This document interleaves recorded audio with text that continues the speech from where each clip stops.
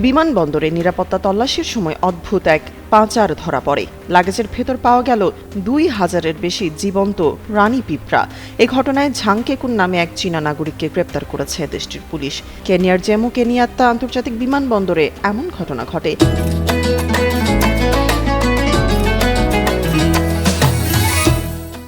তদন্তকারীরা জানান, পাচারকারী অত্যন্ত সূক্ষ্মভাবে ১,৯৪৮টি পিঁপড়া বিশেষায়িত টেস্ট টিউবে ভরেছিলেন। বাকি ৩০০টি পিঁপড়া লুকানো ছিল টিস্যু পেপার রোলের ভেতর। এই বিপুল পরিমাণ পতঙ্গ চীনে পাচারের পরিকল্পনা ছিল তার।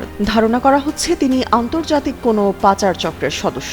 আফ্রিকার এই মেসোরসেফালোরস বা হারভেস্টার পিঁপড়া পরিবেশ ভারসাম্য রক্ষায় গুরুত্বপূর্ণ ভূমিকা রাখে। তবে বর্তমানে ইউরোপ ও এশিয়ার শৌখিন সংগ্রাহকদের কাছে পোষা প্রাণী হিসেবে এগুলোর ব্যাপক চাহিদা তৈরি হয়েছে। এর আগে গত মে মাসে একই অপরাধে ৪ জনকে কারাদণ্ড ও মোটা অঙ্কের জরিমানা করেছিল কেনিয়ার আদালত। উদ্ধারকৃত এসব পিঁপড়া আন্তর্জাতিক জীববৈচিত্র্য সংরক্ষণ চুক্তির আওতায় সুরক্ষিত।